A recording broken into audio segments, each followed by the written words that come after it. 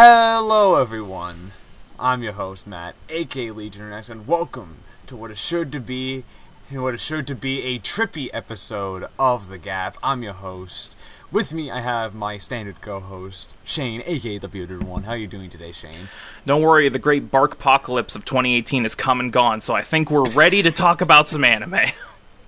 The first time we recorded this, Shane's dog would not start barking. Here's the thing. My dog is a little Jack Russell piece of shit who hates everything, so...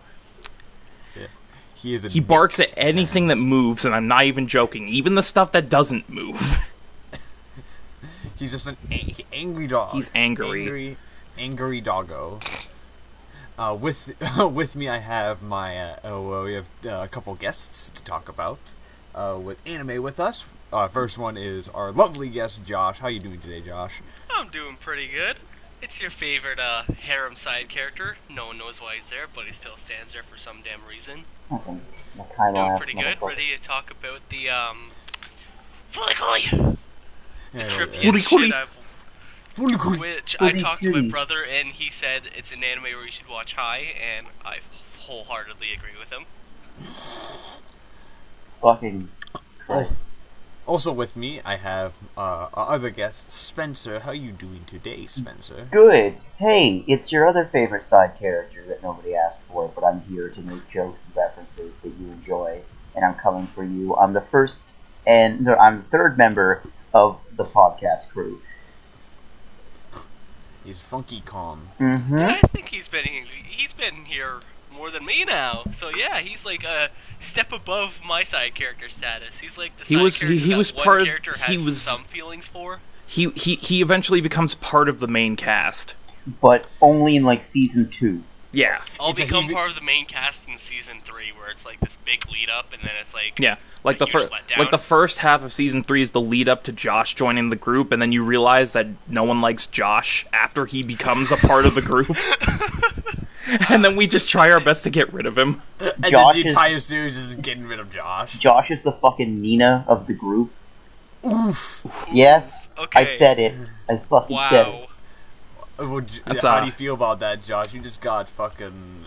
That's harsh. Well, if I'm Nina, then I guess Spencer should be Alexander. Oh. What? Ooh. Get dunked on, you actually have it worse. Oh, that is... Excuse me, I'm more of a Rolo, thank you very much. Rolo Cloth? I think we're talking about two separate animes. We are. This seems like two entirely different shows. What Nina are you it's Nina from Fullmetal Alchemist and Nina from Code Geass, the same character. I haven't watched Code Geass, you dipshit. Yeah, me neither. That's why I was confused. I'm like, you know what? Before this gets out of hand, let's get started. Yeah, let's get started before it goes into chaos. Everyone loves us. How's yes, that? We're all lovable. We have a bunch of stuff to talk about. We're going to be talking about some simulcasts. We're going to be talking about some news. We're going to be talking about our featured anime of the podcast. It's going to be a fun time. Wahoo! Also, maybe we'll talk about some other things as they show up. I don't know. Who knows? Who knows what the fuck happens on this podcast? Yeah, I don't know. nothing ever goes to plan on the G.A.P. They never go to plan on the G.A.P. That should be our tagline. The G.A.P. Nothing goes to plan. The G.A.P. Whatever the fuck. Whatever the G.A.P. The G.A.P. What are we doing here again? The G.A.P. The G.A.P. Sponsored by Crunchyroll for some reason. The G.A.P. Wait, are you recording? The G.A.P. The G.A.P. Sponsored by Daisuke. The G.A.P. I have two separate tracks. What? The G.A.P. I accidentally muted my audio. What do I do? Okay, yeah, let's get started. Let's get started. This is plunging into chaos already. Alright, yeah, this is gonna be I know it's gonna be a fun one. So, we're gonna start off with some simulcast discussion. So, Spencer, is there anything in particular you want to talk about for the simulcast we're watching? We're actually reaching, I think we're in the last stretch of the season now. We're getting to like episodes 8 and 9 of shows, so we're in the home stretch. Man, I'm just gonna live on camera. I'm gonna check to make sure if my anime list is actually working. It probably isn't. Probably not. Probably not. Has been down for God knows how long. It's been down for like at least a week. Seriously? Yep. Yeah. Apparently one of the partner companies deactivated their system, so until they get that back up, Mal literally can't do anything. What the hell? Literally, we're not going to be talking about during the news section, but the too long didn't read version is that Mal had to, the parent company forced them to update their privacy policy, and it apparently fucked with the servers, and they literally found like a possible breach that if it wasn't fixed could result in the loss of millions and millions of passwords. So they had to fix it, and then the parent company just decided, fuck it, we'll just shut it down. Yep. And it's been down ever since. Oh no. So it was a clusterfuck. Yes, but simulcast. Let's see. I'm gonna talk about two things. One is a good thing, and that good thing is Magical Girl Ore. It continues to be an absolute fucking blast to watch. And they added 2 new magical girls. Prisma! And they're the same concept as Saki and... Fuck, what's the other girl's name? Sakuyo, thank you. Except the one girl is in love with Ore, which is Saki in her magical girl form, and the other girl is in love with her partner. So it's kind of the same as Saki and Sakuyo, except it's like an added level of hilarity, because when Sakuyo's like, I love Saki, the one girl's like, who the fuck is Saki? And then Saki turns into Ore, and she's like, shit, I love Ore, and it's hilarious. And it's like, it's heavily implied that Prisma are shit magical girls, and they have no idea what the fuck they're doing. However, they're good idols. Yeah, so, they're good idols, shit magical girls. From what you guys just spoke. Fucking watch Magical Girl Ore. That's the good news. Well, the bad news is that, hey guys, talking about this. Fucking, you know what I like? Darling in the goddamn Evangelion references. What a shit episode. What a fucking terrible episode. I really don't have an opinion in my opinion, the worst episode of Darling in the Franxx they have ever done. Even if I hadn't already previously watched Evangelion and picked up on a lot of the similarities between episodes at 19... It's 19 and 21. 19 for Darling, 21 for Ava. It's just a poorly executed cliche episode. It's like, oh, what happened? Well, Doctor gets in with Assistant, and his area of expertise isn't morally right, but he gets picked up by the secret government/science organization to do some research, and then he decides, we're going to make these things that can pilot my robots because my girlfriend died in the robot. So what we're going to do is we're going to make it so that they can't have kids because we inject ourselves with magma. And then... Yeah, well, I'll get into more detail. But and then fucking Christ, and then all of a sudden it ends with the kids going, we're going to fight against the science government cabal. And it's like, fuck, dude. Even if Ava hadn't done this better, it's a trite episode. I hate it. I have my issues with the episode of Franxx go back to the fact that it actively makes the series dumber. It's for a show like Franxx let's be honest here, for the past couple of weeks it's been very smart in how it's developing its story. To all of a sudden decide to actively make things dumber, my biggest issue with Darling overall, even at the beginning of its run, was the lack of explanation for everything. This episode should have fixed that, but instead I'm just left with more questions. Yeah, because the explanation they give us is fucking stupid, and I'd rather everything go unexplained than what we actually got. Yeah, what we actually got is really stupid. It's really stupid. And like, I don't personally have an opinion on this episode. I do agree it's the worst episode of Darling, but at the same time, I haven't seen Eva, so I'm not, like, up in roars like you guys, like, oh, it's literally just Eva, because I don't know. But, like, it's still kind of shit. Yeah, it is pretty shit, and the big issue with it is that, like, it does make the series actively dumber, because if you pay attention, because if you, like, watch it, and if you, like, know what they're talking about, you're like, how the fuck does half of this even like, okay, so the magma is what makes them immortal, so why the fuck are you my first question is, why the fuck are you injecting magma into your bloodstream? Because I need some of that hot ore. I want to meet the first person who saw the magma and, like, looked at his veins and went, this shit could work. Yeah, this is right. I also find I think the funniest thing about this is that Dr. Franks doesn't even know how his own robots that he developed should be piloted. He murders his girlfriend because he's like, wait a second. And there's just that one shot of him in the robot himself, and he's, like, sweating and like worn down. He's like, how do I pilot this thing? Like Franks, motherfucker, it's called a Franks. You created them. Built it. You built it. You, of all people, should know how to fucking pilot the thing. That's like me building a fucking car and not knowing how to drive the car. What you gotta do is you gotta get a dude in the seat, you gotta get a girl bent over in front of him, and then you fucking, I guess, inject yourself with the magma powers. Is he just Freud? Is Franks just fucking Sigmund Freud? I don't know. He looks like Sigmund Freud. He does. I guess who's not watching Darling in the Franxx anymore? It's really good. It's really good though. It's really good up until that episode, and then I think we should put, like, a spoiler warning or something in this episode. Just saying. There's always been spoiler warnings. Oh yeah. Well, fuck me. Actually, I'm not gonna lie. This makes me worried for the rest of the show. Well, we have what, 5 episodes left? Is it 24 episodes? You got 5 episodes left. This gets me worried. Because what will the next episode's quality be like? Will it be like more like the past, like the better episodes of the show, or will it be this? And I don't know.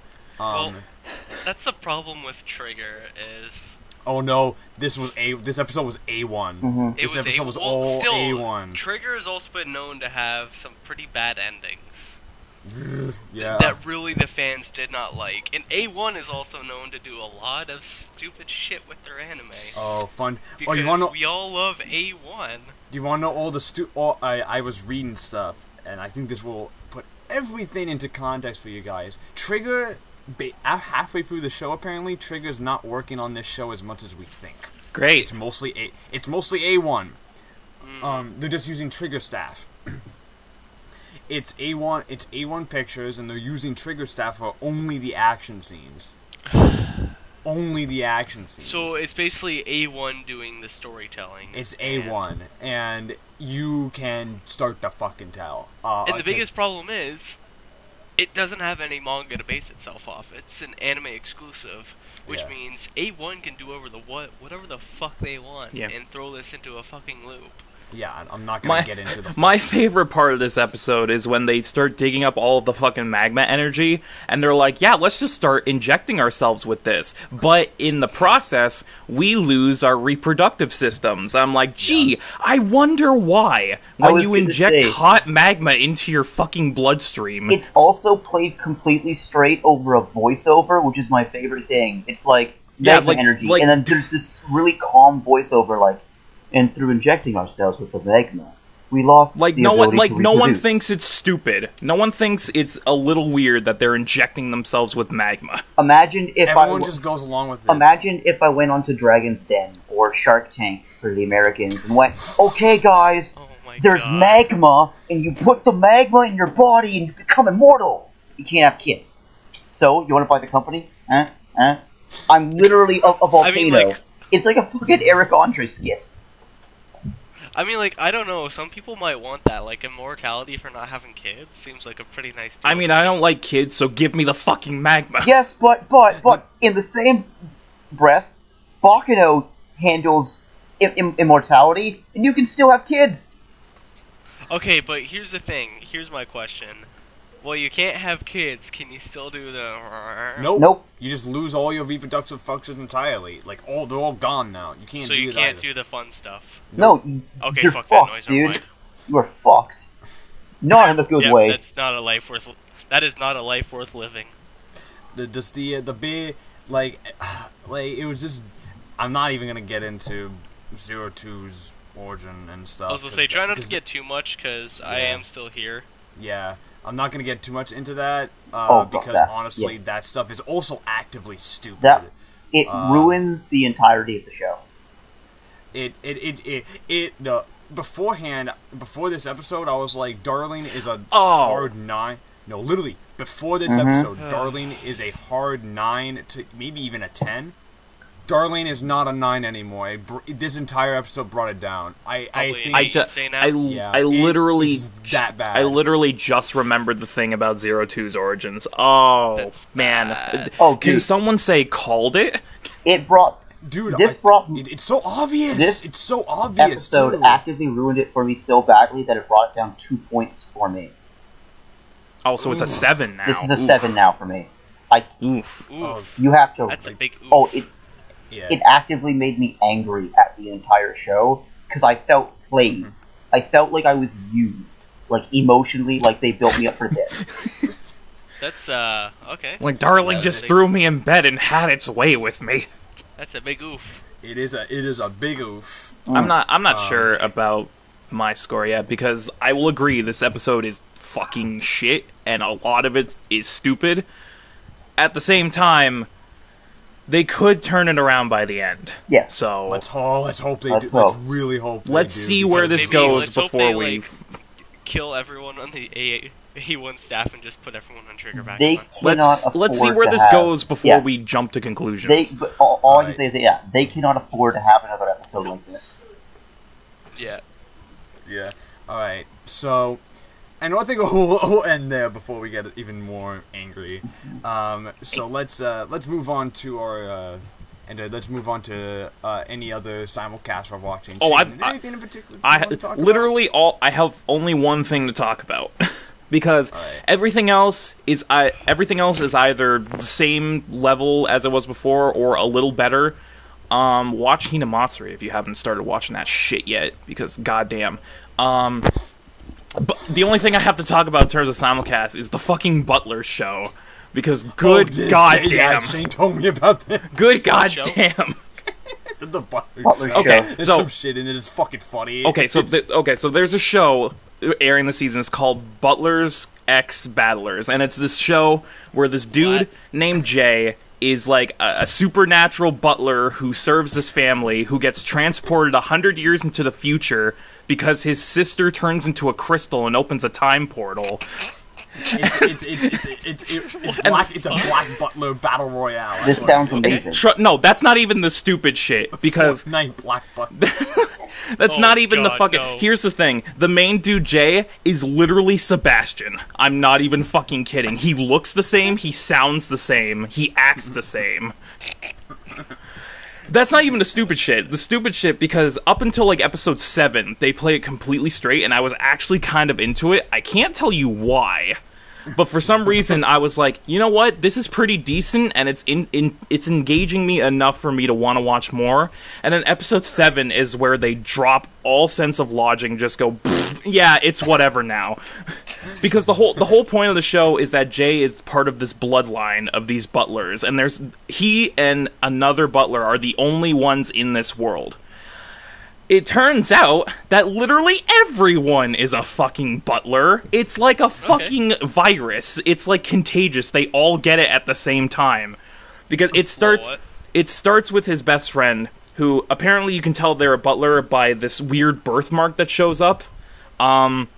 So it starts with his best friend. At that point I'm like, okay, I can buy that. If it's only him, then I can forgive that and move on. It's literally like a fucking contagious virus. Everyone gets it. Like, every single one of the main cast gets it. Even the side characters are like, oh, I guess we're butlers now. It just happens out of fucking nowhere. And it's like, the whole And there's this cafe that's like one of the central locations in the show, and the other butler that came to this world with Jay, his name's Hayakawa. He works there under this dude who apparently his grandfather was a butler, who also makes him a butler, and apparently his grandfather's spirit inhabits his owl, who can see through space and time. So the owl is also technically a butler. What the fuck? Okay, listen. Inhabiting the owl reminds me of a show I watched where the grandfather died and inhabited a rabbit. No, and the rabbit just sits in the it's cafe. like literally, like fucking... Like, literally, like, Hayakawa and the cafe owner are just talking because the cafe owner awakens to his butler powers, and he's like, well, my grandfather left this behind. It's this weird relic, and of course it's a butler relic. So Hayakawa starts teaching him all about the bloodline and how he's part of it, and he's a butler, and then his grandfather's spirit possesses the owl and starts talking to him about being a butler.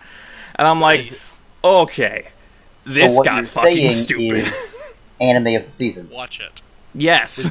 And then literally the end of the episode ends with the entire main cast and most of the side cast realizing that they're butlers. Because apparently this one character awakens to his powers, whose powers is he can have people temporarily lose their memories by eating candy.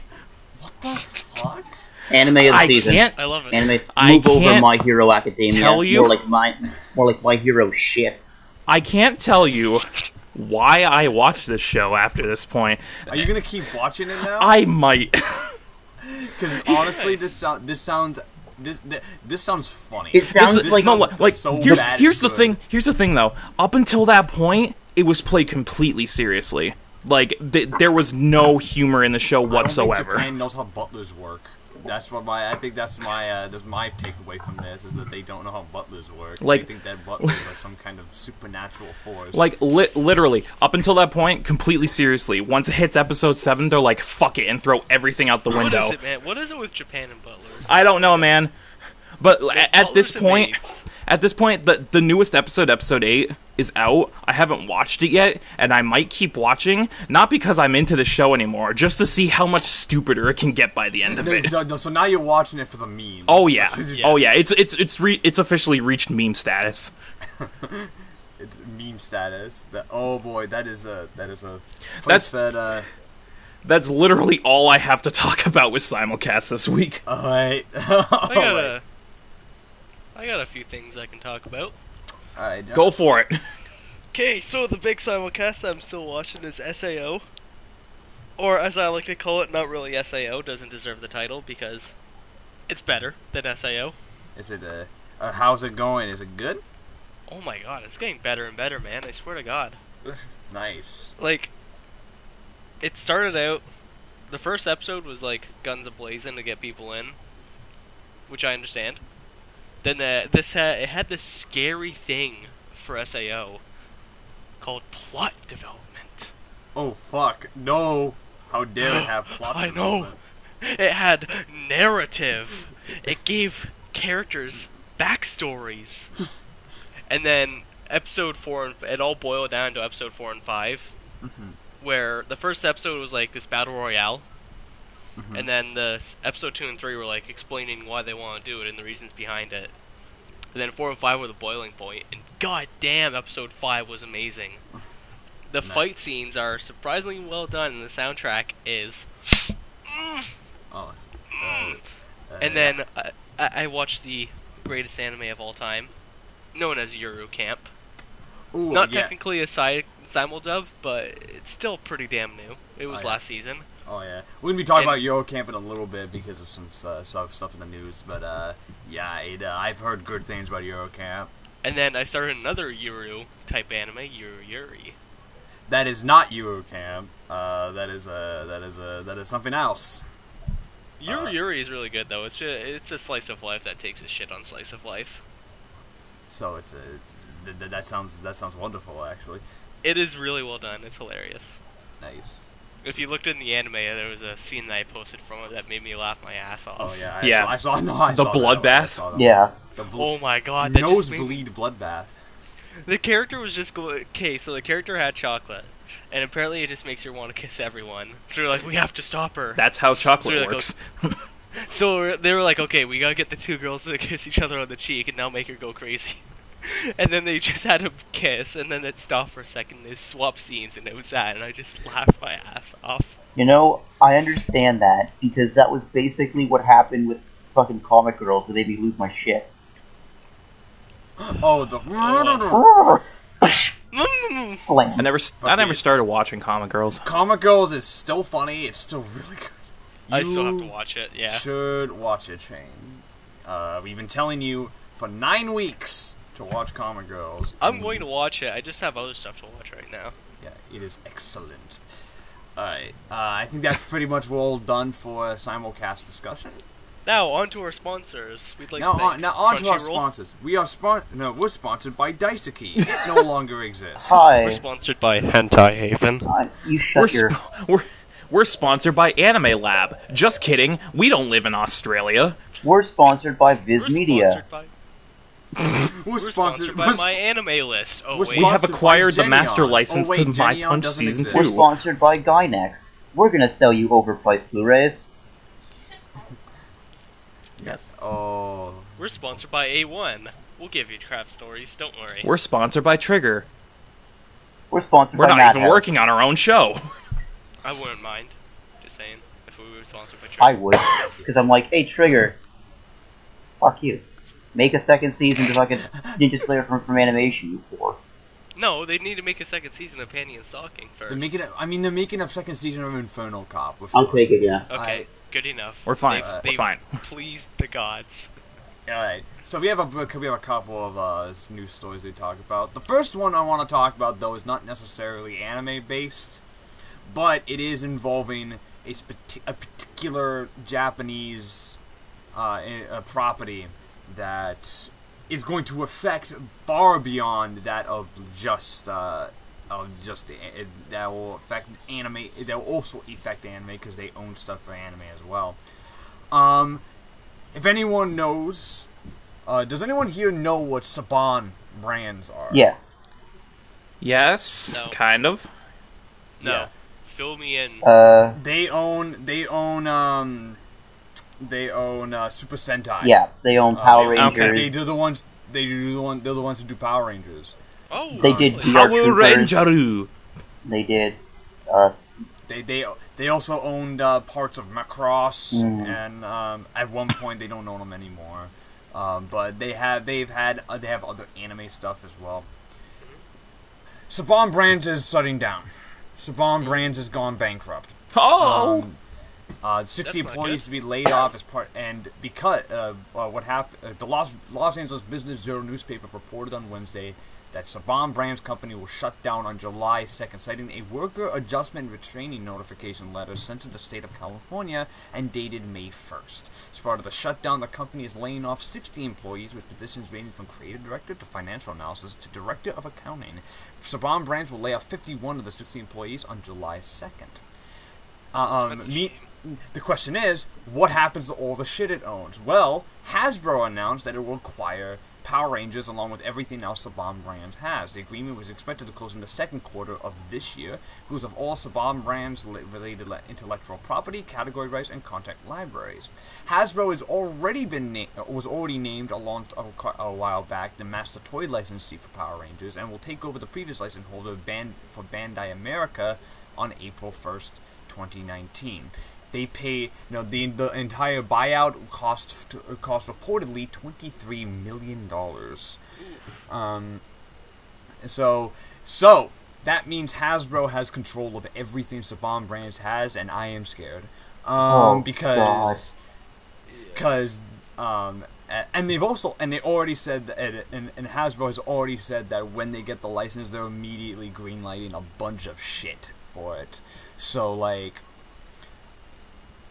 I'm more interested since this is an anime bad podcast, we're not really going to talk about the effects of Power Rangers because who gives a fuck. But the whole thing, I'm more interested in the stuff that Saban Brands owns in terms of anime. Let me go look up because a lot of it is obscure stuff, but it's stuff that it's stuff that is still like, is still fucking like relevant and shit.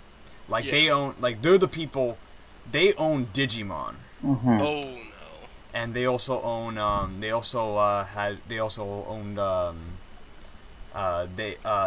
only ones they don't own are the newest Digimon, Appley Monsters, and Digimon Adventure Tri. And they also own they are also responsible for Shane will know this, Samurai Pizza Cats. You remember that? Samurai Pizza Cats. Yeah, they were responsible for that, and they had a bunch of other stuff. My question is, will we get a Samurai Pizza Cats revival with this? Please don't. It was funny to watch, but yeah, don't give it a Here's the thing. I can't watch Samurai Pizza Cats without that amazing English dub. The amazing. Oh my god. Amazing. Man, Meowth, that's right! Nah, not even Cowboy Bebop stands up to that nope. amazing. Samurai Pizza Cats is the best English dub ever made. I would actually argue... Confirmed, hashtag confirmed, right here on the G.A.P. I would argue that Angel Beats is the best English dub I've ever listened to. Spencer, fuck you. Get your Angel Beats hate over here, you little bitch. Angel Beats is an alright anime, Spencer. Spencer, we only talk about anime here. I forgot. That's a visual novel. The anime doesn't exist.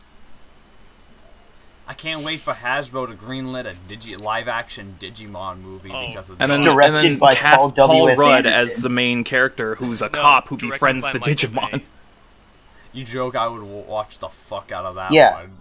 Fine, directed by M. Night Shyamalan. M. Night Shyamalan just made a good movie. He's on a resurgence. Yeah, he's on a resurgence. It's okay. Why do you think I said Paul W.S. Anderson? Because Paul W.S. Anderson ruins everything he touches.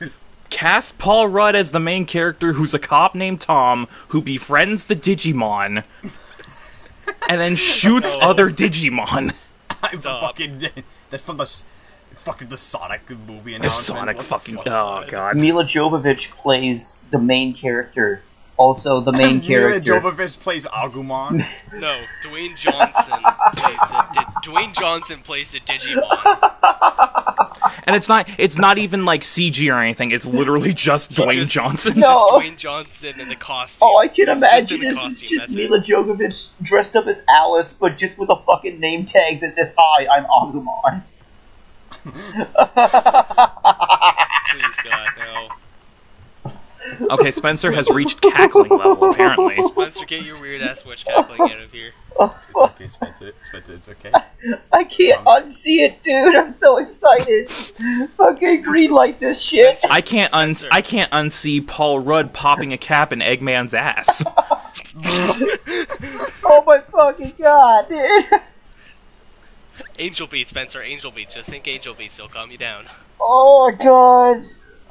Can we make this, please? Yes. You know what, Matt? Whatever script you're working on this summer, toss that out the window right now, because I've got the real heavy hitter for you. Yeah, that script, garbage. Can I have fucking Melissa McCarthy play Angemon? Oh, no. No. Yeah, that just ruined it. This is a podcast. This is a podcast of sorts. All right, moving on. Yes, please. Moving on. In actual important news, The Promised Neverland finally has an anime and a release date for that anime. I heard about this. This year's 26th issue of Shushiya's Weekly Shonen Jump magazine revealed on Monday that Karu Shinai and Pozoku Dimuza's Promised Neverland manga will receive a television anime adaptation. The anime will premiere in January 2019 on Fuji TV's No Time of Programming block. The anime's official website is streaming a press promo video on Monday, and they already have the voice cast for the main characters, Emma, Ray, and Norman. Currently, it is unknown which studio is adapting the manga right now, but we're probably gonna get news about that very, very soon. Currently, the big rumor is that it's going to be the first anime done by that new block that A1 made, Clover Works. This is going to be their first thing. but we are current. But I am. But that is just that's just a rumor. Dude, who fucking knows? Shane, you have not. You and I have not read Promised Neverland. Nope. I don't even know what it is. I know what it is. I know what it is. I don't know what the fuck it is. But I think we should. I think now that with this, I think we should honestly start reading Promised Neverland because I know this. I've seen the hype. I've seen the manga in like local bookstores. I'm like, I've heard that's good. Maybe I should read it. And I knew about the anime that was coming. So, I mean, hey, if it's good. I mean, it's January 2019, meaning it's going to be winter next year. It's less than a year roughly 6 months away, so... So it's pretty much... it's super close. So we're pretty much about to get... So I want to... like, this maybe just gives me an excuse to start reading it, because I've been wanting to read it for a while. Now, can we get an anime adaptation of Sonic and his cop buddy... Tom? Stop! Fucking the Promised Neverland adaptation where the kids befriend Paul Rudd as a cop and then they run into Ryan Reynolds playing Detective Pikachu. And then they run into You joke, but that's a better casting choice. It is. They run into Dwayne Johnson as The Rock. As a rock. Like he's just a rock. He's just a fucking He's just a rock that can talk. He's a talking rock. Rock talk. We have reached the pure stupidity. We have reached the deepest corners of fanfiction. Most of us haven't been up for like an hour, so. Yeah. I have. Fuckers, step up your game. Go by. Yeah, I haven't. Oh god. I've been asleep since like now. I'm just sleeping right now, and you don't even know it. This is Josh is actually in a sleep coma. This is him subconsciously talking. He just really wanted this is just to all talk. pre-recorded, dude. He hears anime and is like, I was in a coma for 12 years, and then you put some Moe Blob on, and it woke me up. God. I can just imagine that. I'm just laying in bed, and you put the opening to like an anime I love on it. I just shoot up. I'm like, where is it? Where is it? Fucking. For those who interested in reading Promised Neverland, the story is described as such: the children of the Grace Fieldhouse orphanage have their happy lives upended when they find out they're being raised to be fed to demons. Can they escape their fate before it's too late? So basically, it's kind of like fuck? Yeah, it's fucked, dude. Apparently Shane has muted his mic. No, but but yeah, so Promised Neverland getting an anime. I'm pretty excited.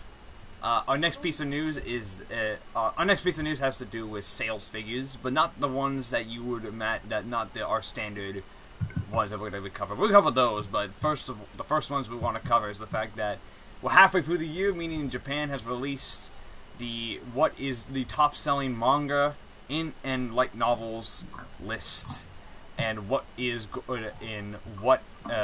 the first half of 2018 for top 10s across the board.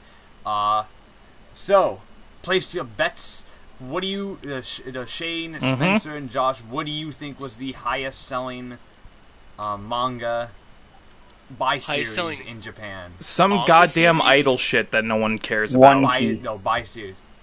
Spencer's right. One Piece for the third year in a row. I was going to say One Piece. Yeah. Yeah, for the third time.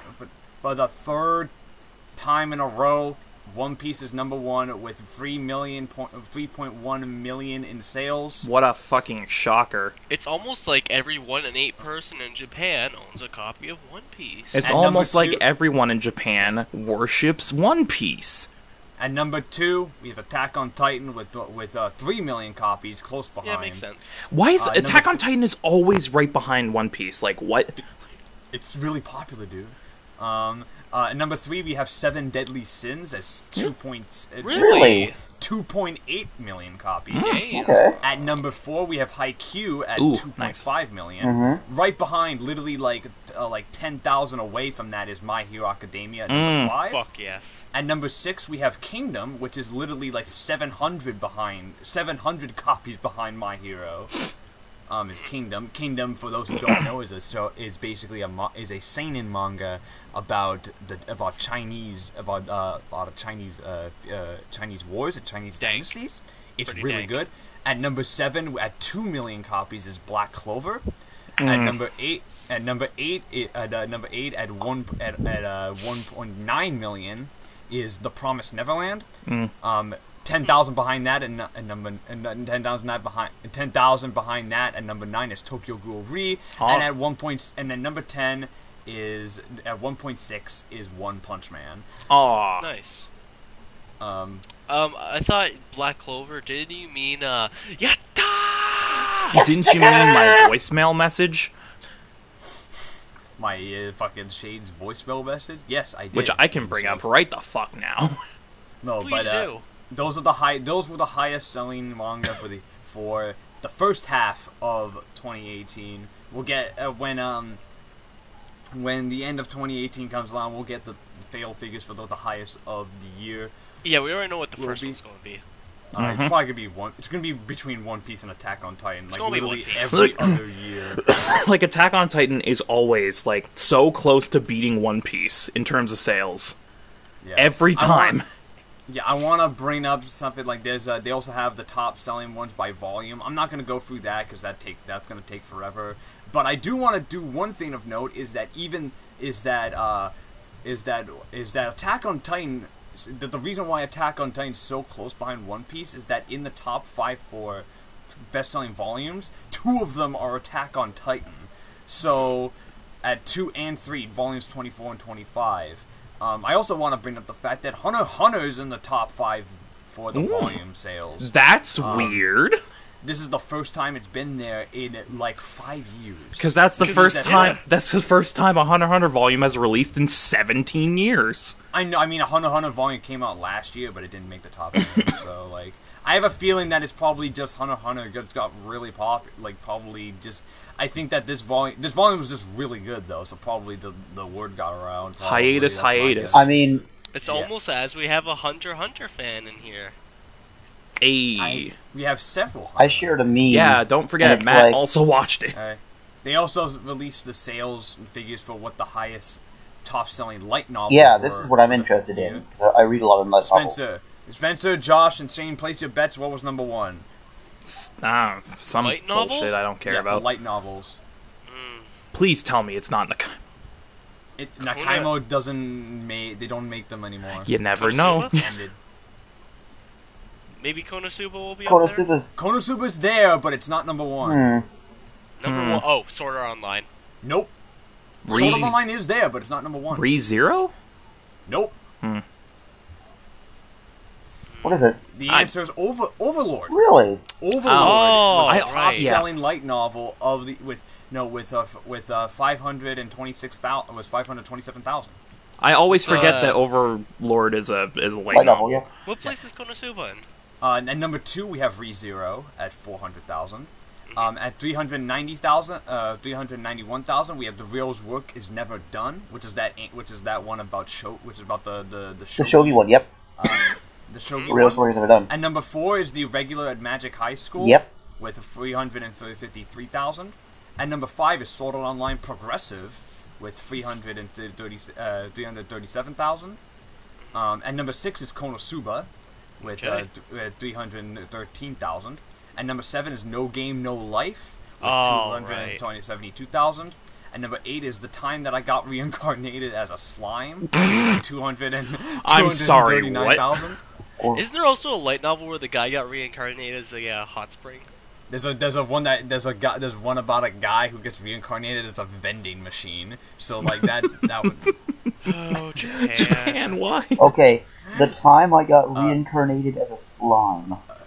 It's literally about what if he died and became back to life as like the slime from like fucking Dragon Quest, basically.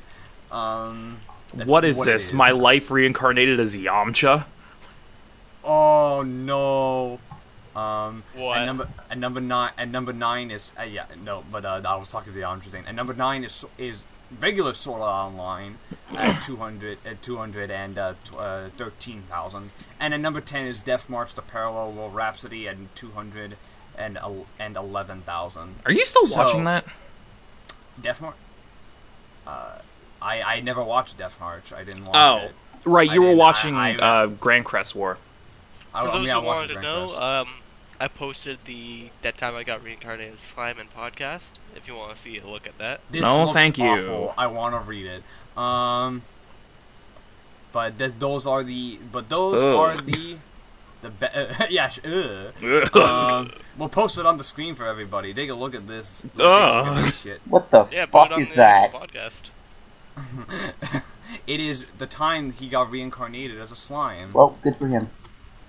I still think the better one is the guy that got reincarnated as a hot spring. I want to see the one where the guy gets reincarnated as a vending machine.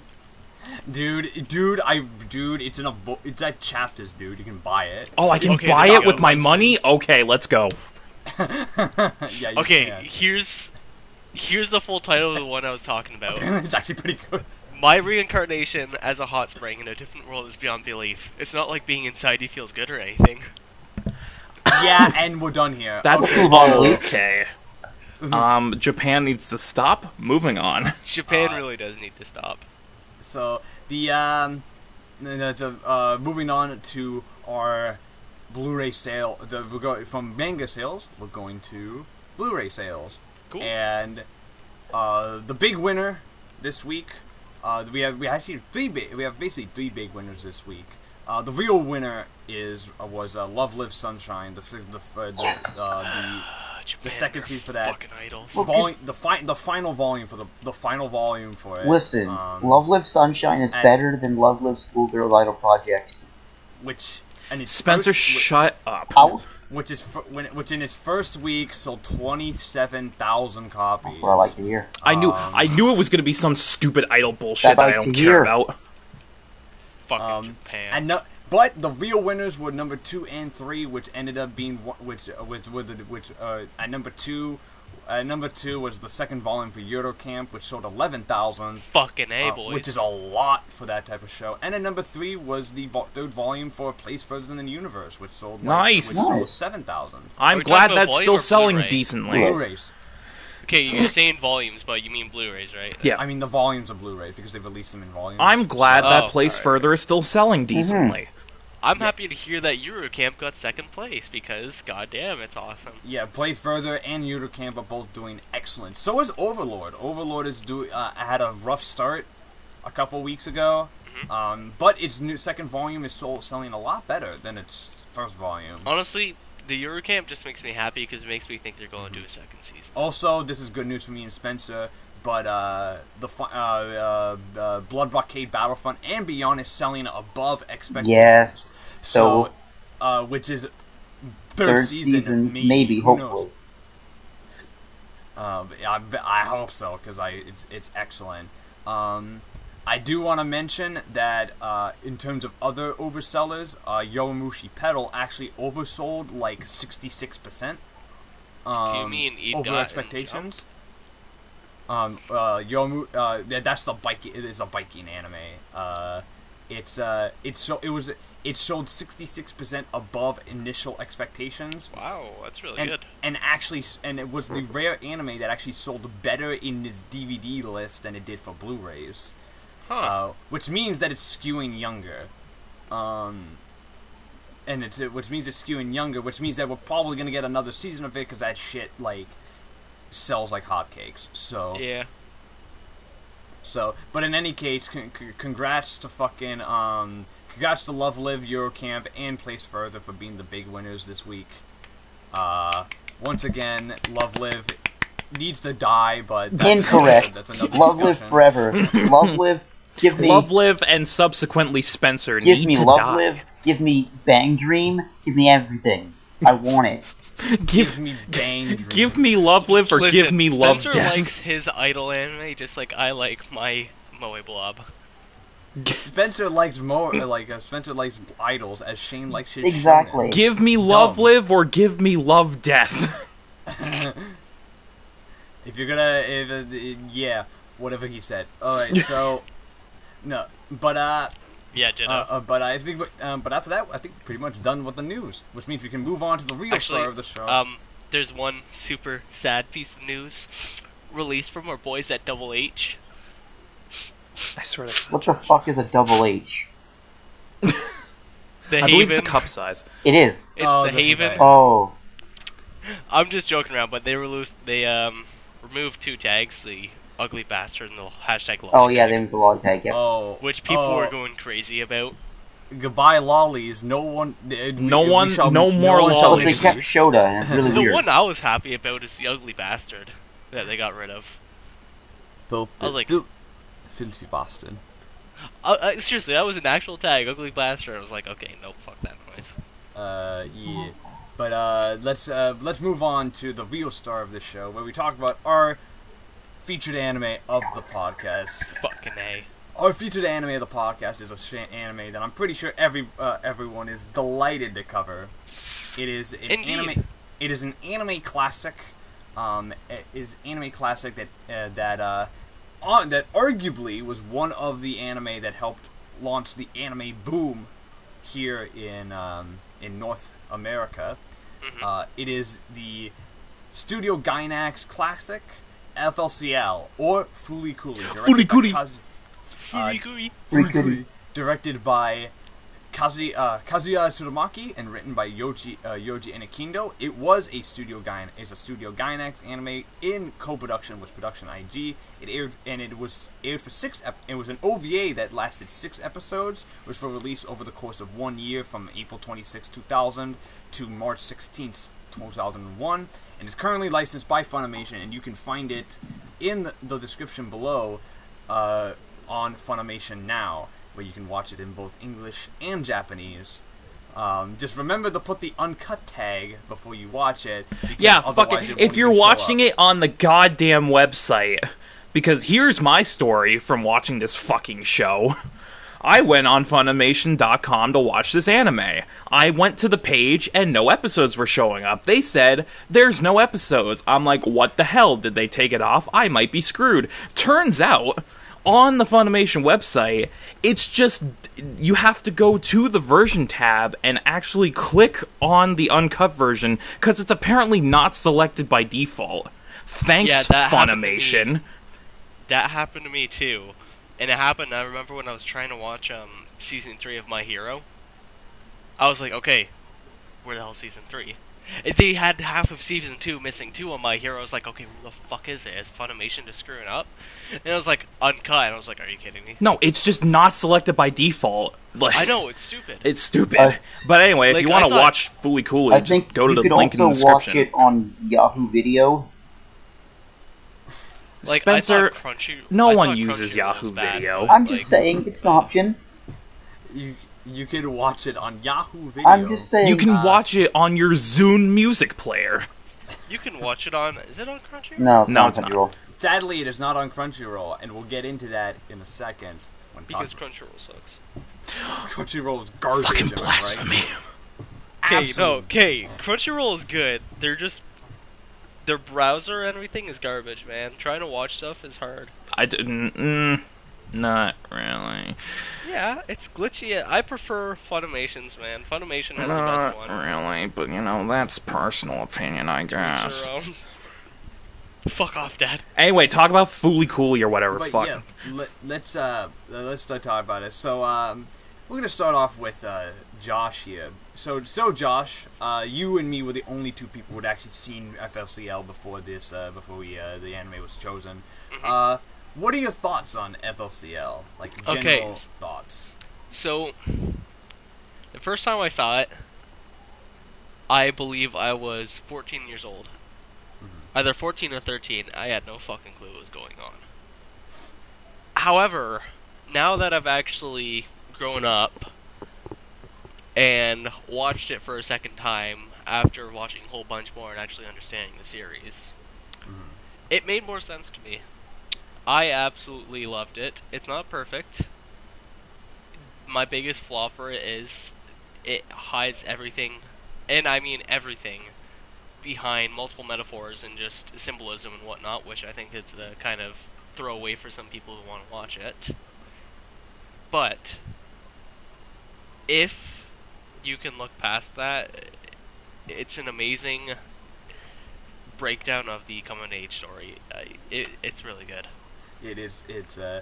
So Spencer, what did you think? This was your first time watching it. How do you think? Well, I mean, aside from being told by multiple people for many years to watch Flcl or FLCL or Furikuri, I never actually watched it because I saw like 5 minutes of the first episode and I'm like, okay, the voice acting's kind of off and it looks a bit weird.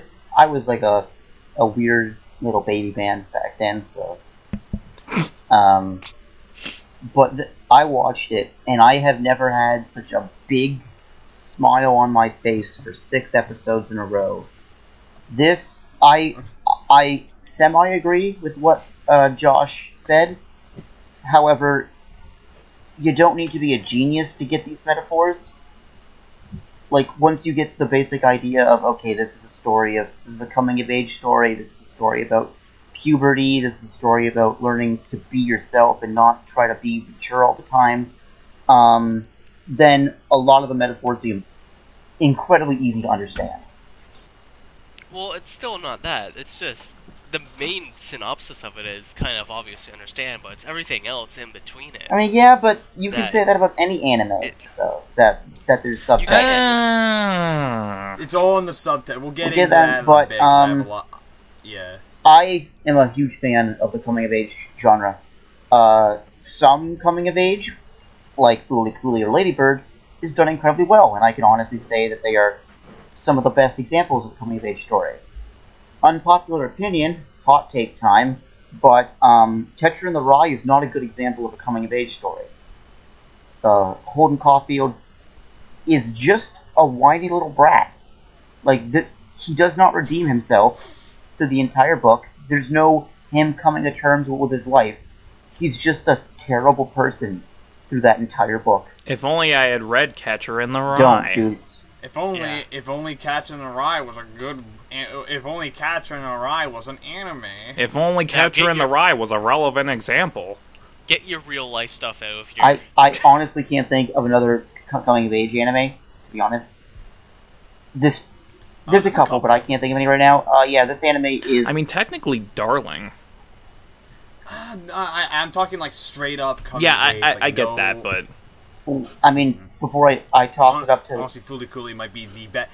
I think Flcl, the problem is you can't think of any, because Flcl is the quintessential coming-of-age anime. So I mean, before I toss it up to Matt, I'm going to just state right now, this anime is perfection. Shane, what did you think about FLCL? Yes, hello, my name is Shane. I am 23 years old, and I had never watched Flcl until literally last night. What the fuck did I watch? That's all I have to say, really. Is that literally all you have to say? I'm pretty much in the same camp as I agree with both sides. Like, I know that there is a metaphorical masterpiece on display here, and I really enjoyed watching these 6 episodes, and, you know, all the character interactions and the growth and all that. But I agree with Josh that my biggest problem is that everything is shrouded in this cryptic metaphor that, on first viewing, is a little overwhelming. Mm-hmm. Like, some people just want to watch an anime and not have to think about stuff like that. They just want to get straight to the point. I think one of my FLCL was actually like similar to what I watched. FLCL around the same time I watched other anime that like really got me into the thing. To anime. It was like I watched it around the same time as Ava, Bebop, FMA. So it was one of my It was one of your pillars of anime. It's one of my pillars, at least at the time.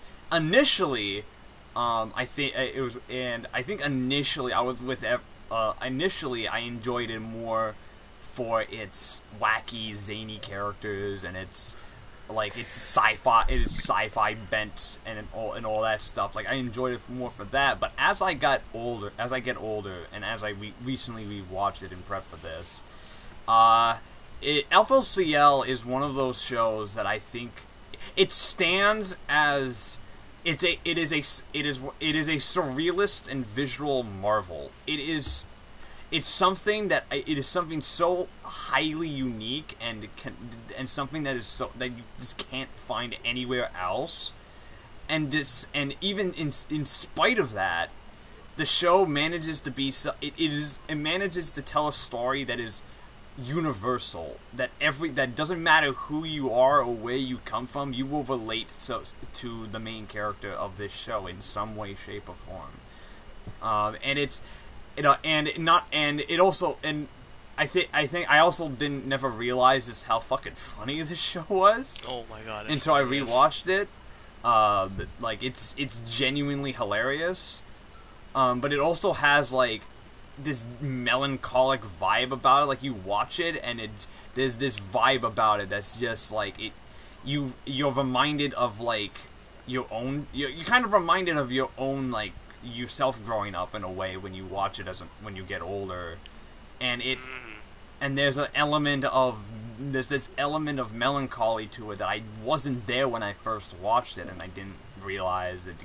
I didn't even know it was there, but it is very much present. And with that, let's get into the more specific details. Shane, who is your favorite character from FLCL? Even wacky, zany cast of characters. Even though she's a terrible person, gotta go with my girl Haruko. Gotta go with my Vespa girl Haruko. I'm gonna interject. Yeah, Haruko is also my favorite. Because this fucking alien chick comes out of nowhere on a Vespa and whacks this kid in the face with a bass guitar, and then robots start showing up, and she's like, "Yo, that's cool. I'm gonna live in your house now and be a live-in maid, even though I don't do any housework." We're gonna have fun. Haruko. Oh boy. Haruko is a great. Haruko is one of the best anime, like one of the best female anime characters, like of all time. I fucking love Haruko. It's so much. Not just because Carrie Walgreen gives the performance of a fucking lifetime as Haruko, but also because like just the fact is that her character is so much fun to be on screen at all times. Like every time she's on screen, there's just so much energy to the show. And she makes the show. Spencer, who's your favorite character from FLCL? I'm going to state the other obvious one, Naota. Naota is my favorite character in the show, because as much as I love Haruko, like I love her, like I actually love all the characters in the show. It's one of those things where I can state, there's a character that like I might not have liked, but it was more because the story stated, hey, and then, she redeems herself. But Naota, to me, was the epitome of a guy, of a man going through, like, puberty. And he's trying to figure out, we've all been through this. We've all been the kid that's like, or at least I have, which is why I probably spoke as much, where I was the kid that's like, I want to be mature. I want to be an adult. Stop treating me like a kid. Yeah, I think we've all been through that stage where we try to act older than we actually are because we want to be viewed as mature, and it just doesn't work out because you shouldn't just jump that far ahead. You should just live a little as a kid. You shouldn't try to be an adult, man. It happens. Coming from an adult, it sucks. From an adult, don't act like us. You don't even realize when you become an adult. You don't try to become one. You just happens without you even realizing it. Yeah, it's. I mean, coming in like a close second would be Amuro. Mr. Eyebrows, and it's Amuro. See, but it's just Naota is the kind of person where it's like he's a good insert for the audience, or especially if you're watching this when you were around his age, where all this crazy shit is happening, and for almost the entire anime, he's just like, what the fuck is this? The fuck is that? Why are you doing this? Why did you just hit me with a bass guitar? The fucking Rickenbacker. Where are these robots coming from? Why are they in my head? It all goes in, and we'll talk about it later, because goes with my favorite episode. With the TV. Conti. Oh, Conti? No, as in, like, Naoto smashing the TV. Yes. Right. Although Conti's amazing. But... Conti. Lord Conti. But Lord and Savior. Naoto's... Lord and Savior Conti. Naoto is my favorite character in the show. Fun fact about Amuro in this. Amuro, from the more metaphorical standpoint, represents what Naoto could become, but shouldn't realize. But shouldn't if he doesn't if he continues on the way he is, because he's just gonna be a washed-up adult who has no idea what they're doing and hides their insecurities behind a mask, like everyone else in this fucking show. Everyone else, with the exception of his dad, arguably, who's fun fact, also a Nazi. Also a Nazi. He is a Nazi. He was wearing a swastika. He had it on his arm for like 2 seconds. Holy shit! I'm like, I was literally sitting here watching that, and I'm like, oh my god. Hey Matt, his dad's a Nazi. This is why I recognize the voice of Amuro so much, because he's in Fist of the North Star. He was in Hunter x Hunter. He was in fucking Digimon. He played fucking Angemon. For the Hunter x Hunter, he was Goto. Which version? It just says Goto. No, which version of Hunter x Hunter? Because there's two different adaptations. Hunter x Hunter. That says nothing. Okay. It's probably going to be the 98 Hunter x Hunter then. Probably. It might be the 98. Holy shit. He's Strike Zone in JoJo, dude. Yeah. Oh shit, he is. He's also the narrator for Stardust. Okay. To get back on track. Back on track. Is Josh? Who's your favorite character from the show? Okay, so there was actually 2 for me. Nice. And they're split between episodes 1 and 4 and 5 and 6. Well, this is a favorite character. Okay, so 1 through 4 was Mamimi. Oh, okay. Shane. I liked Mamimi. She was a cute character. Mamimi's great. She's got a good story. However, the reason why I swapped for Mamimi is after episode 4, you realize that she's just using Naota as a replacement. She just uses people as a replacement for her ex. I mean, that's pretty obvious from the beginning. I know, but it's just made it's made a lot more relevant in episode 4. Yeah. And then after episode 4, from episode 5 and 6, I swapped to Haruko. Because arguably when she becomes the most slimy. When she gets the most backstory though too. Yeah. And she becomes a badass. But she's also a terrible person. Oh, she is a terrible person. She's selfish and she's manipulative and she somewhat cares about Naota, but she's very clearly using him to get what she wants. It's either that or the second in command, you know. Oh, the second in command. Oh yeah, she's cool. I like her She's just hilarious. Start with an N. Kitsuru Bami. That's it. The teacher was hilarious. There's a lot of what stuff is with you and teachers? No, just that, because she keeps on getting your VW destroyed. No, I could actually get into like the whole the little thing about the final episode of the show. They're learning how to use to have the chopstick stuff. There's actually some cultural context there for that. When the show was coming out in Japan at the time, when it came to food when it came to kids at school eating food and stuff. They actually did. This was around the time where chopsticks were actually making a resurgence in Japan. They didn't actually use chopsticks. They used as they mentioned in the show. So they were actually teaching kids to use chopsticks as part of the curriculum. Yeah, there was a tradition. This was also when there was a huge rise in traditionalism in Japan. That scene was meant to be a parody on how stupid the idea is of having to teach kids how to use fucking chopsticks. Yeah, seeing as how the teacher can't use fucking chopsticks herself. Yeah, it was meant to be a parody on, and the director Kazuya Tsurumaki actually mentioned on the commentary that kids should be allowed to use whatever the fuck they want and not be forced to Yeah, do whatever. Like, we shouldn't force our views and ideals on our children. Thank you. Yeah, essentially, yeah, it was meant to be like like a parody on that, and that actually extends to a lot of the show. But Spencer, with every positive must come a negative. What was your least favorite character? My least favorite character, and it's through no measure of her, it's measure of the story, was Mamimi. Is it? From episode 1 to episode 6, she was a character where I initially was like, okay, I could see her growing, but then came episode 2, and episode 3, and then 4, and what really made her, and I use this term very loosely because I still really liked her, my least favorite character was, she keeps on calling Naoto Takun, which is Takun, which is a shortened form of Naoto's brother, which is her technically ex-boyfriend, because that baseball cock.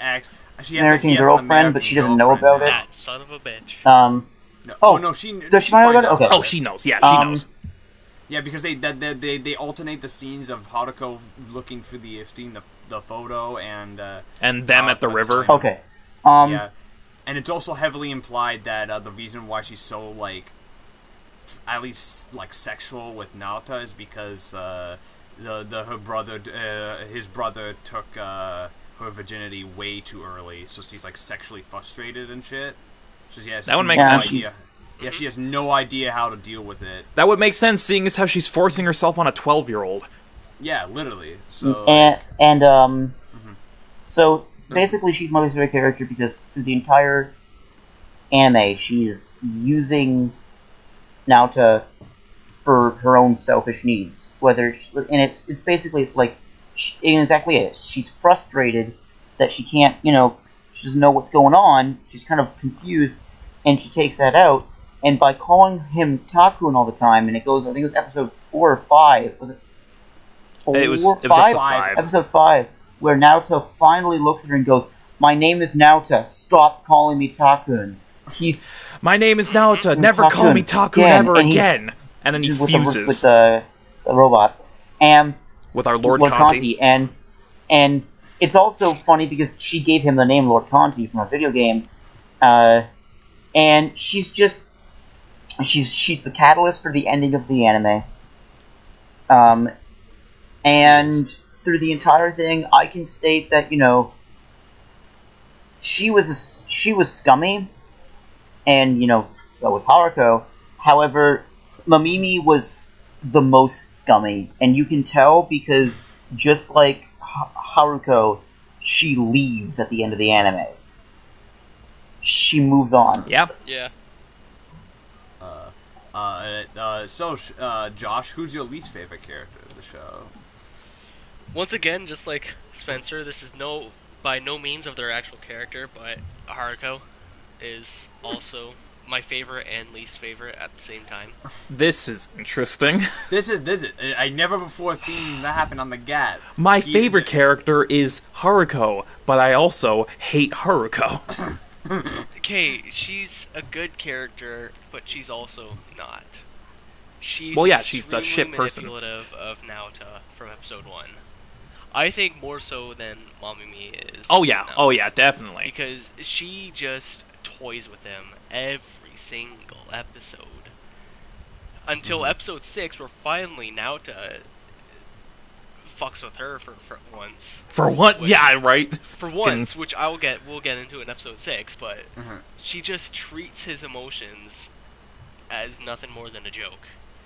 Like and through the whole thing, it grades me down every single episode. It's like, you can argue that she does somewhat care about Naota by the end. There is a part of her I know. There is a part of her. There is a part of her that genuinely cares about this kid, but at the same time, she's extremely manipulative and selfish, and for the most part, she sees Naota as just a means to an end. So I agree with you there. I did not like her as a character. It's just every single episode until like the last episode or two, where she knows that she wants to get closer to him, but she also knows that she wants to become The King of the Pirates. King of the Pirates, Adamisk. Is this One Piece? Literally, they say the King of the Pirates before the Adamisk stuff shows up, so I'm like, what the fuck is this One Piece reference? Like what? Yeah, no, Haruko is probably my least favorite character of my favorite characters.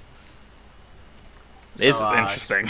So, Saint, who's your least favorite character of the show? I agree with both of them, in many ways. I could go with Mamimi like Spencer did, because he's right. She is very manipulative and slimy in her own weird way, but I can forgive her because she does kind of go through... She goes through a change near the end. It's a different change because she doesn't get better. She actually gets worse. After Naota tells her off, she actually becomes even worse because she gets angry and violent and all that stuff. But in terms of my least favorite character, I think I'm going to have to go with Amuro. Really? Yeah, just because of what he represents. Because even though he's a great character and he has his moments, he's a little bitch. He's a little tiny bitch man who acts all tough and mature even though he has no idea what he's doing, and he hides all of his insecurities behind these fucking seaweed eyebrows. And I'm like, dude, you are so fake from the moment you show up until the very end. Like, nothing about this guy is genuine or inspiring at all. Like, and here's the thing about every character in that show. Every character is great, but at the same time, every character is not great. Every character has their faults, but I feel like with Amuro specifically, it's like, he's obviously there to be, like, symbolic of what you shouldn't be as an adult, and I completely agree, because this guy needs to get his shit together. Yeah, I'm with Shane on this. Amuro's my least favorite, which is funny because I actually think he gets some really good moments throughout the show. Especially in episode 5. But I think he definitely... You're not supposed to like Amuro. If you like Amuro, then I don't like you. Spencer? So, I enjoy him as a character, per se, but he made as me laugh. Person, he's the epitome of fake masculinity and machismo. And the idea that as a male going through puberty, you're supposed to be this big, tough man who's mysterious and cool, and it's like, no, that's incorrect. However, no, he wears fucking seaweed eyebrows. I liked him as a character a lot because he played that part incredibly well. Those eyebrows. Sure, he plays the part well, but it's what the part represents that makes him the least interesting character. I think my favorite aspect of the eyebrow stuff is the fact that, Amuro, like fucking Naota as a kid, like looks at the eyebrows and I'm like, holy shit, look at his eyebrows, but then you see Kitsurobami and, like, she resents them. And I just love how, like, one line could be twisted into, like, different things. Like, I just love that contrast. And then he fucking gives Naota his own eyebrows because he's like, you just stick to this. This is what you should be, the pinnacle of masculinity. Now that I think of it, Second of Command is kind of like the example of what you should be. Yeah.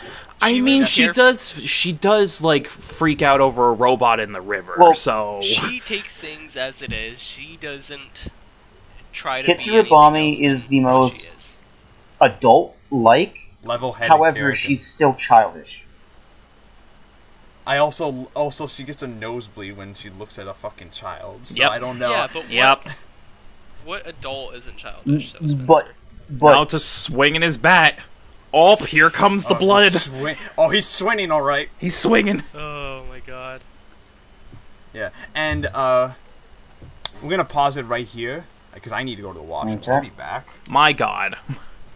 So, anime. Well, while our lovely host has gone to take a piss, so to speak, I would like to take the time to thank our sponsors for this episode. This episode is sponsored by xvideos.com. Go to xvideos.com/gappygoo to get your free 37.5-day trial of Xvideos Dark, which is literally the same free porn site, just with a black overlay. True.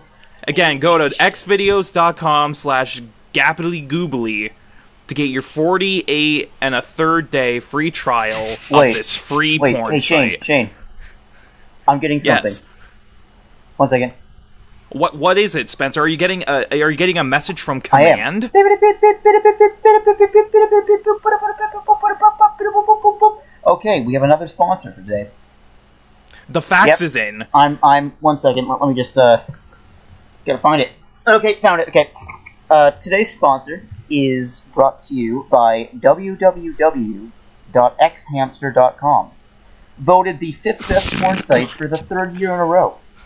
If you sign up with our code, the G.A.P, with 2 G's, so the G.A.P, you will be able to use the free porn site for free. Oh, wait, guys. What a deal! Wait. Oh, it's another message from Command. Oh, guys, I got our 3rd and final sponsor of the day. I'd like to thank our sponsor, HentaiHaven.com, for sponsoring us. Go to www.hentaihaven.com/thickgap to get some thick gaps, if you know what I mean. Oh, wow. I'm sure more than one of you have some thick gaps. Are you not wearing your Hentai Haven branded sweatshirt? Of course I am. I wear mine every day. In fact, I am currently sipping water out of my Hentai Haven branded mug. Hentai Haven. As am I. That's some good water. 1 second. I'm getting one more thing from HQ. HQ. I'm back. Okay. What's this? Okay, got you. Okay, so our 4th sponsor, by the way, you're keeping all this in. You're keeping all this in. Is brought to you by Coca-Cola. Taste the feeling, yeah. Oh yeah. Taste the feeling. Alright, back to the news. Let's get right to the news. Back to the news. I can't wait for Matt to hear our sponsor section in editing. You're keeping all of that in. I will more than likely keep all of that in. Good. But my least favorite character of the show is I'm with Spencer on this, is Mamimi. Did you just agree with me, though? I thought about it a little bit more. I thought about it on the toilet. Pretty much. No, it's pretty. I think it's Amuro actually. Okay. No. I'm confusing. Taste the feeling. Go to xvideos.com/gooblygapply. Go to hentaihaven.com/thickgap. Thick. With 2 C's. With 2 C's and 2 K's. All right, Shane, what's your favorite character? What's your favorite episode of FLC? I have 6 episodes of the. I have a feeling that maybe one or more will agree with me, but my favorite episode was the finale, Fully Climax. You're damn right it is. You're damn fucking right it is. It wasn't You're goddamn right it is. So Shane and Josh, talk about the final episode. Shane, okay. You should go first. The final episode for me was the most interesting, and even though it's ironically in the title, the most climactic finale the show could have gotten, because it's all about Naota coming to terms with not only his feelings for Haruko, but also the fact that he won't get those feelings in return, and it's him slowly but surely maturing to accept that fact. So to me, it just seems like the perfect end for his character arc and everything. Even though the girl that he loves leaves without even a second thought, he accepts it, he lives with it, and he's finally reached the maturity that he so desperately desired in the most natural way he could have. Yep. So it's just a great finale. It was just Yeah, I agree with you. And also the action scene with him getting the power of Atomisk was just fucking rad as shit. It was the perfect send-off for the anime. It wrapped up everyone. It wrapped up everyone's character's arc in a great way. It wrapped up Naota's in the perfect way of him maturing without him even realizing it, in the most natural way possible. It wrapped up Mamimi leaving, finally calling Naota by his first name, and finally pursuing a goal. Of becoming a becoming a photographer, which is kind of noted at throughout the series, like her taking. That's my favorite job, a camera. And it leaves off with, at the last end, it leaves off with Naota and the other three characters that are his friends going to middle school, finally grown up, and... Naota, when you become old enough, fucking go for Ninamori. I swear to God, she's perfect for you. That's what Tsurumaki said, that more than likely that they're gonna be a thing. I was like, most likely those two will end up together, because... It's Ninamori, man! And she likes you, but you don't even notice it. They're fucking cute. I love them. So yeah, that's my favorite episode. Spencer, what's my your favorite episode is episode 4, Full Swing. Episode 4. That was my second choice. That's actually not my favorite either. You'll wait and see if you get my. Guess my favorite. I believe it's episode 4. That's the one I'm thinking of, right? This is the most. This is the most like the most like fucking weird episode. This is the weirdest episode. So basically, Full Swing, or as its Japanese name is, Furikiri. I swear. Furikiri. Is an episode that basically revolves around, spoiler alert, the bat. Basically, Naoto refuses to swing his bat, both literally, and metaphorically. It's a metaphor for a lot of things. It's a metaphor for a lot of things. If you want the literal metaphor, it's he doesn't want to be compared to his brother.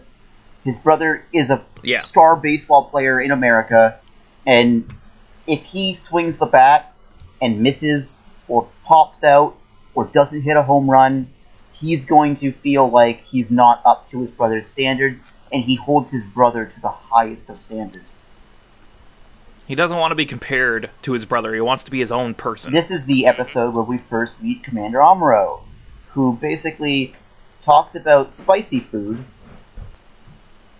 warns him about Haruko, and then pieces the fuck out after Naota's like, he's so cool. Look at his eyebrows. Hang on, I gotta go replace my eyebrows. These are getting a little damp. However, they discover that some shit happens, and basically, at the end, we have Naoto swinging his bat, which is a Gibson Flying V guitar, compared to the Rickenbacker Model 4 4001 left-handed electric bass that Haruko uses. And Haruko is immediately, and all the girls in the Space Immigration Agency are blown away by the size of his bat. It's implied he has a big implied he has a big He is 12. Yes, it's weird, but it's supposed to be weird. However, it's the part that's the most interesting to me is the subtext going on between Haruko and Kamon, Naota's father. They're fucking fucking, who knows? Yeah, we're pretty sure. If they're not, then whoever did the voice work for that scene needs a raise, because they were really convincing. However, the big thing about this is that that's the real surprise. Is that I believe it was this episode. This or 5. This was the episode with the breaks of TV. Yeah. Naoto sees this happen. How they're kind of, for lack of a better term, canoodling, fucking. Canoodling, and he gets incredibly angry and jealous. And he doesn't know why. He's just seeing this happen, and he's getting angry. So he takes his bat and he smashes the TV. However, it then flashes to a scene where Naoto has killed his father.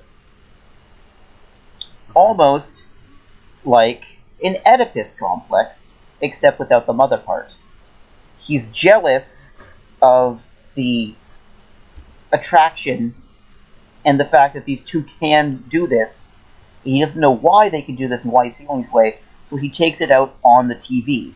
And through the entire scene, I think it's Kakamaro is there, who's talking to him, and he's like, I hit the TV.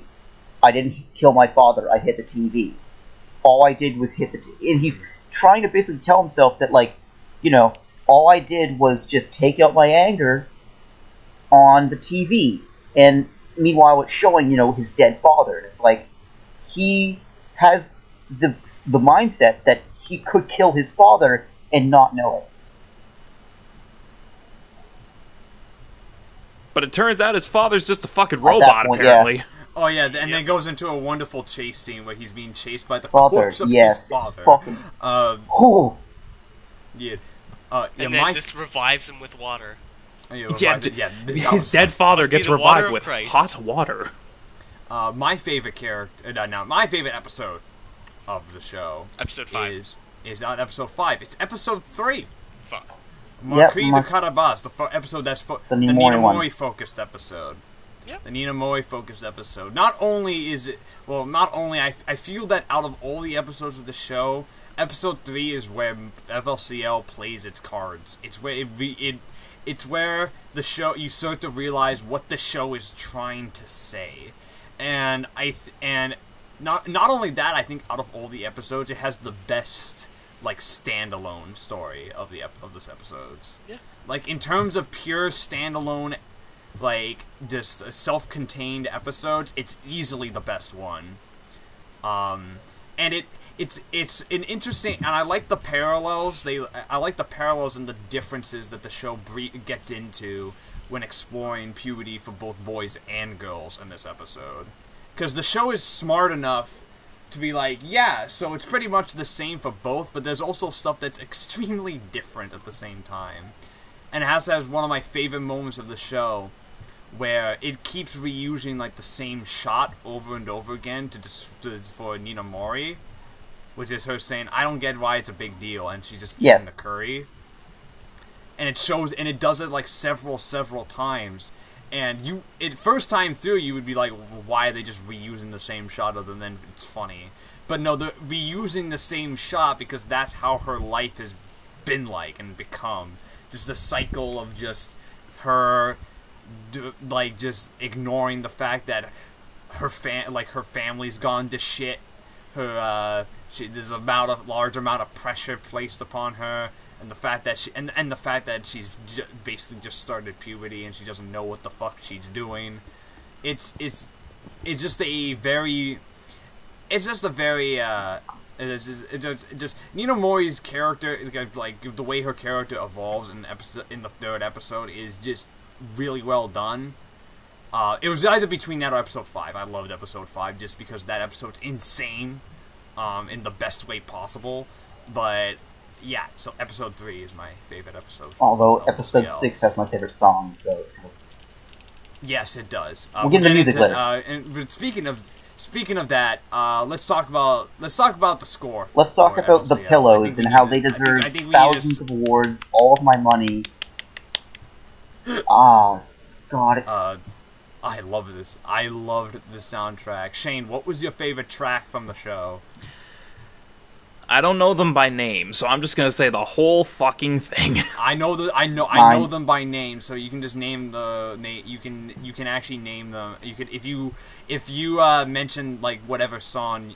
I can probably guess. I can probably know which one it is. Probably Little Buster. That's the Little Buster. Oh, the song at the end of every episode. Mm-hmm, yeah. Oh, I love Little Buster. I love Little Busters. I'm agreeing with you. The ED song. Oh, Ride on Shooting Star? Oh, no. Okay, yeah. No, my favorite was Ride on Shooting Star. That ED, I love Ride on Shooting Star so much. The animation for it was what got me. The stop-motion animation with the Vespa was so perfect. Oh, yeah. That ending must have taken a fuck ton of time to do. And that's why I appreciate so much. You have a great song. Ride on Shooting Star is an awesome song. Yeah. Mixed with that awesome ending. Actually going to mention the fucking stop motion Vespa and how that must have taken a lot of time for no real reason. Yeah, but then again, FLCL just looks like one of those shows that where they're just like, let's fucking do it, let's go. Yeah. I also love like the next episode preview song which is also used in the final episode, Last Dinosaur. That one is fucking great. Just the soundtrack for this show is amazing, and it's one of the best in anime. And I'm so happy the Pillows are coming. They're coming back to do the new seasons, and if their work on the next seasons are as good as this, we are in for a fucking treat. Because oh my god, even if it's half as good, we're still in it for a treat. Because FLCL's soundtrack is fucking phenomenal, and it makes this show. It fucking makes it. You know what else makes this show, though? The animation of this damn show. Oh my god, You didn't even ask me what my favorite song was. No one cares. Because it's not Little Busters. Oh, it's the ending song. I Think I Can, which plays when Naota and Adams finally combine, and they're beating the shit out of Haruka. And also, I actually forget the name of the song, but the song that plays when he first combines with Kante, that one's good as well. That one, yeah. I think that's Carnival. The whole fucking OST is perfect. Thank you, Pillows, for giving me punk rock in my goddamn... love it. But anyways, the animation, man. I said this in the chat. It holds up for being 18 years old. It holds up so well. It was so clean, so smooth. Everything was so... One other reason why, too, because it was back when hand-drawn animation was still a thing. And it's an OVA too, so they had more money and they had more, and they had. I would also state that another thing that makes the animation look so good is that it uses I think it's exclusively it uses static backgrounds. It uses static backgrounds that are usually out of focus, so you don't have to draw a lot of detail in the background. So you can focus that detail in animation on characters, on hell. One of my favorite moments, actually, was when they tried to do the manga bit again in episode 6. Oh my god. And they're like, no, we can't do this again. They told us not to. And fucking Kamon's like, it takes too much money. Fooly Cooley. And Naoto's like, what does Fooly Cooley mean? And his dad's like, you're the main character. You should know what it means. And I'm just like, okay, sure. Okay. I love like the amount of animation, like just styles they decide to use. Yes. They literally go all fuck. There's a part that's in South Park animation for like fucking like what? No, I'm pretty sure that's done to like the show just how immature Amuro actually is. Because I love like when he's talking like all badass and shit, like it's normal animation, but like when he becomes a child, he literally sounds like Cartman. And it becomes like South Park, and then I also love there's one section that is done in rotoscoping for some reason. Rotoscope animation. One is like I said, one is manga. One is 3D CGI. The slow-mo shot. The slow-mo shots are so hard to do. You have to hold your breath the whole time. Wait, I thought that was all special effects. I love the animation in this show is like just the fight scenes in general as well are just so fucking so fast, they're so fast, they're so phonetic and in the best way possible. The director of this, Kazuya Tsurumaki, he's a Gainax veteran. He's worked on a lot of stuff, and he's also he is the co-director on the current Rebuild stuff, and he also did that famous he did the famous mass production, like Spencer will knows, the Harpy fight from End of Eva. Shit, really? That's what he directed. Yeah, and you can tell actually once you know that. and you're like, yeah, great. His work on Fooly Cooly is stunning. Like, it's absolutely stunning, and it's easily one of the best directing jobs it's one of the best directorial works I've seen, like, in terms of anime. Like, he did such a magnificent job, and he's a master at what he does. Any nitpicks and criticisms, though, that anyone would like to mention? I mean, it's already been mentioned, and it's yeah, there's a lot of subtext and metaphors in this anime. So if you want to just sit down and turn your brain off, this anime isn't for you. Don't watch this. Yeah, I was gonna say Josh and I pretty much already covered this. I have a little side note that might make Shane laugh. Yes. I just did a random anime list, and I did all. And oh God! Can we not get to that right now? I'm fearful. Did you get FLCL? I got a place further than the universe. Oh, I'd gladly watch that again. I want to watch that again. I'll watch it every day for the rest of my life. But but I think in terms of problems, honestly, I don't really have any significant issues with Fooly Cooly. I don't think I got any no, I have no nitpicks either. My only problem was just that it was heavily thrown behind metaphors and symbolism. And I agree with Josh, especially as a first-time viewer, that is a little overbearing. I think, but honestly, I don't think that's a problem. I don't think that's a problem. That just warrants multiple viewings. Yeah. And I think that Fooly Cooly is one of the shows that every time I watch it, it gets better and better and better and better. And I'm pretty sure that next time I'll see it, like on this runaround of Fooly Cooly, I loved it enough that I loved it so much. I loved it enough that I'm actually considering dumping Code Geass out of my top 5 for this. Like it's that good. So I think that I don't know yet, but I'll think. But at the same time, like it's something about Fooly Cooly just it works. It just fucking works, and it's absolutely it's so good. Let's get into final scores. We're going to start with Spencer on this. Spencer, final score for this Fooly is Cooly. The easiest 10 out of 10 I've ever given an anime.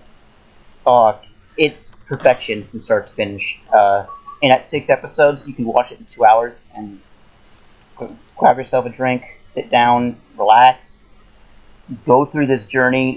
It's absolute perfection. The dub is outstanding. You can't go wrong. 10 out of 10. Yeah, it's pretty great. Josh, what's your score?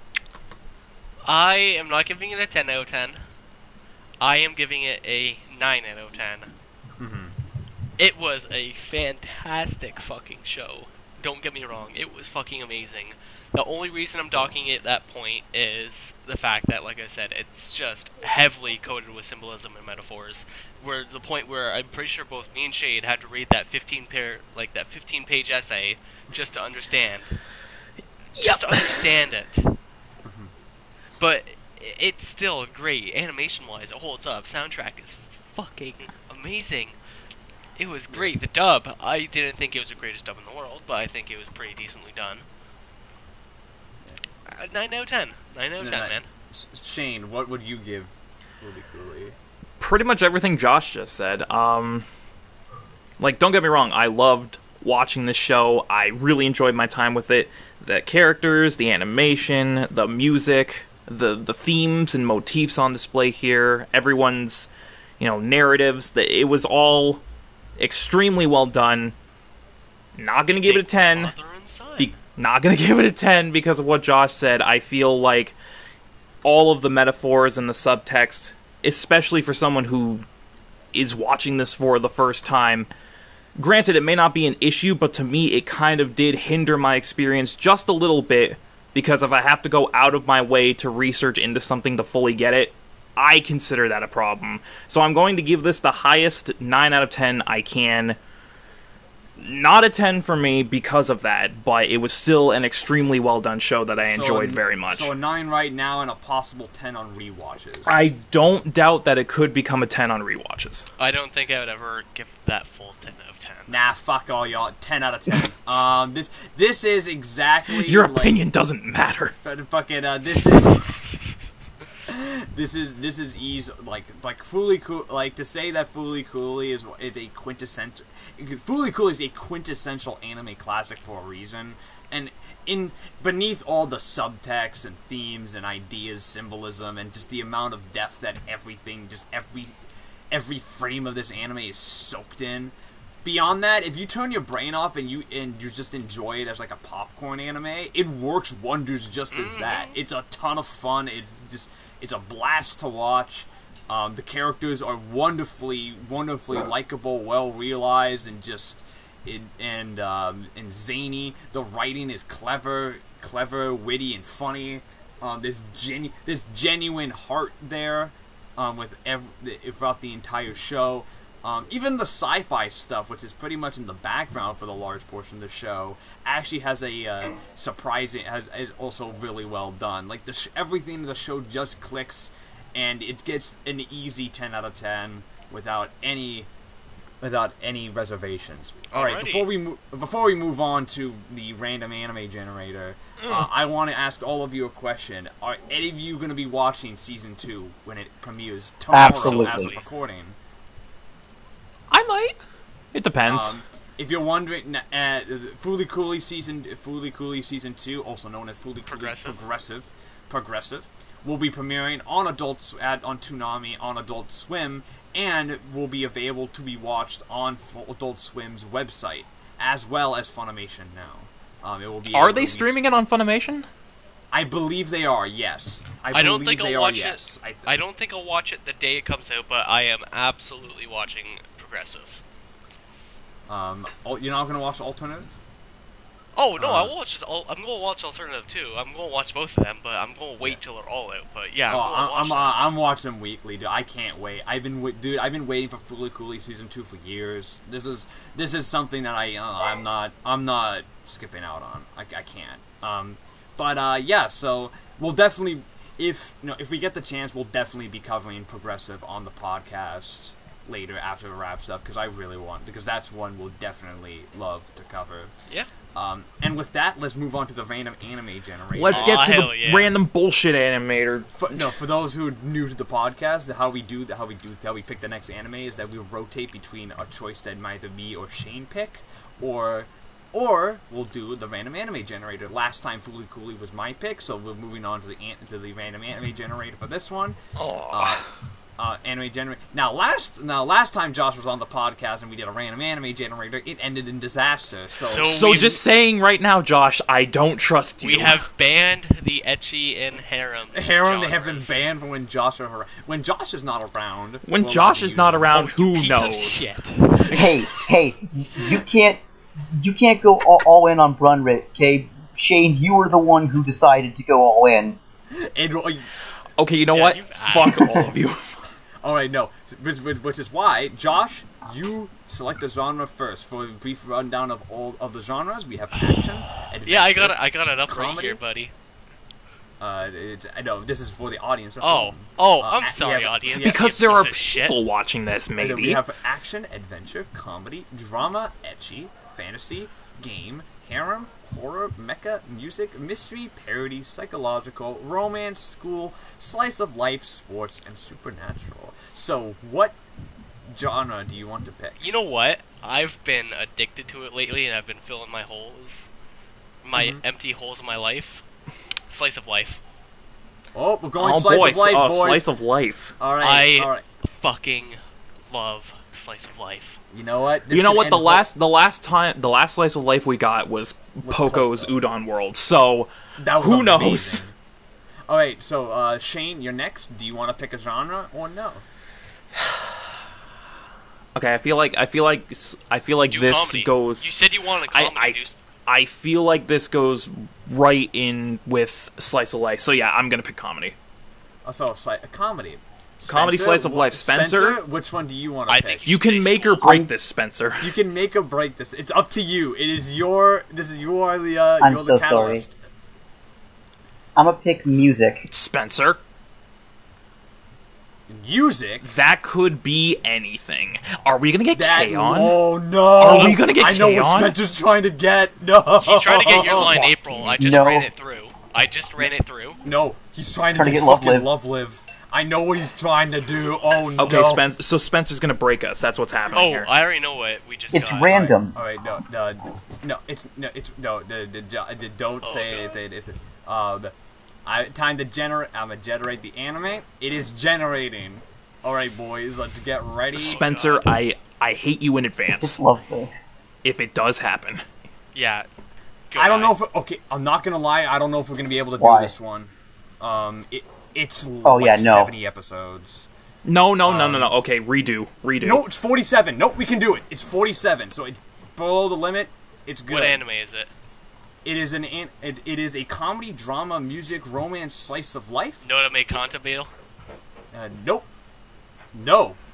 It is a shoujo anime that lasted for 47 episodes, aired from 2006 to 2007. It is the anime Nana. Nana. Nana Kunuatsu is a helpless, naive 20-year-old who easily falls in love and becomes dependent and clingy to those around her. Even though she nurses ambitious dreams of removing herself from her provincial roots and finding her true calling, she ends up traveling to Tokyo with the humble reason of chasing her current boyfriend, Soji Endo. Nana Osaki, on the other hand, is a proud, enigmatic punk rock vocalist from a similarly rural background, who nurtures the desire to become a professional singer. Putting her career with a fairly popular band, and her passionate romance with one of its former members firmly behind her, she boards the same train to Tokyo as Nana Komatsu. So basically it's about two women, both named Nana, who become like friends and shit. And now I need to check something because I actually am not sure if we're gonna be able to do this because I don't know if it's legally available to stream. It's not legally available to stream. I just looked it up. I don't think it's available legal. So all right. So this is where we get to a dilemma. Let's do something else. Oh, all right. This is up to me and Shane. Shane, we could either A, pick another anime with another grouping of genres, or we risk it and do this one. I think the first one sounds a lot I've heard good things about Nana. I've never seen Nana. All I know is that it's supposed to be fantastic. So I don't know. I think we should just... I say flip a coin. Coin flip? Coin flip. It's up to a coin flip? Yep. Alright, I got the coin. Heads, we do it. Gotcha. Tails, we don't. Okay, heads we do, tails we don't? Yes. Okay.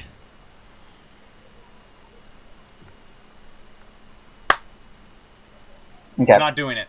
Okay. So we're doing something else? Yep. But we must pick the next one that comes. So the next one that comes, we must do it. So regardless of whether or not it's available legally, we have to do this. So are we redoing the choices then for genres? We can if we want to. Do we want to or no? Sure. Okay. All right. So new choices. All right. Slice so of Josh, life. I'm still saying slice of life. Shane, are you still saying comedy? I'm still saying comedy. Let's see what's still going music. You know you could get K on from that, right? Point being. If we get K on, I'm okay with that. I haven't actually finished K on. So picking a new anime. All right, this one should be legally available. What did we get? Beck, Mongolian Chop Squad. That's on Funimation now. Yeah. 14-year-old Yukio Kuroki Tanaka is a dispirited young boy with no goals in life. However, this all changes when Kuroki saves a strange-looking dog named Beck from being harassed by a group of local kids. Dog's owner, 16-year-old Ryosuke Ray Manami, is an emerging guitarist and a former member of a popular rock band. After Kyoki meets Rei and again in a diner, the older boy leads him to former band's meeting place and dazzles Kyoki with his amazing guitar skills, slowly becoming interested in the glamour of Western rock culture. Kyoki decides to start playing the guitar while helping Rei achieve his dream of leading the ultimate rock band. Together with Rei's younger sister Maru and a few other members, the two boys launch their career into the world of rock by forming a band called Beck. Beck follows the group's struggles and successes as they spread their fame across Japan. 26 episodes. Okay, so what sites is it available? Funimation now. It will be Funimation now. Funimation, yeah. Hold up, let me check. It comes up as Mongolian Chop Original Squad. run, October 7th, 2004 to March 31st, 2005. 26 episodes. Yeah. Yeah, Beck. So our next anime, everybody, will be Beck Mongolian Chop Squad. And will be for those who want to watch it, it is available to be watched on Funimation now. It's 26 episodes long and is based on the manga of the same name. And with this that, should be interesting. I'm pretty sure we are done here. Spencer, you. So with that, my name is Matt, aka Legion Rex. I am your host. You can find me at www.youtube.com/LegionRex. With me, I have my co-host Shane, aka The Bearded One. You can find him at youtube.com/The Bearded Gaming Network, where you can find all sorts of forms of Let's Plays, unboxings, and another podcast known as The Bearded Banter, which I am the co-host of. Shane, is that all correct? That is, I believe, correct. Okay. Unless you aren't actually the co-host and you're just a fucking imposter. I'm a fraud. And you can find me, Taco, at hentaihaven.com/taco. Nice. We have our guest Josh, aka Taco, and as well we have our other guest Spencer, aka Spencer. aka Jeff Scott, the greatest Jeff man of all time. Yes. Yep, thanks for having me. The great. Thanks for having me. It's no problem. We love having you guys here. I'm sure I'll be on for the next one. Yeah. We'll see. Yeah, probably.